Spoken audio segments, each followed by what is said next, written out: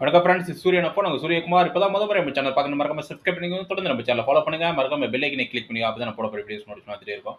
எப்பவுமே வந்து last year கூட பார்த்தீங்கன்னா எம்பி எலெக்ஷன் அப்போ ஒரு கொஸ்டின் வந்து கேட்டு முடித்தேன். இப்போ வந்து பார்த்தீங்கன்னா கொஸ்டினை முன்னாடியே கேட்டுடுறேன்.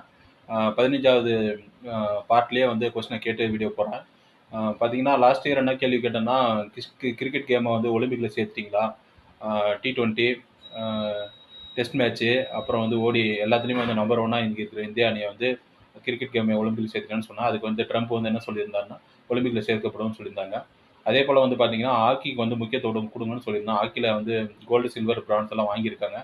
அதுவும் இப்போ ஹாக்கி வந்து வேர்ல்டு கப் வரையும் கொண்டு போயிட்டாங்க.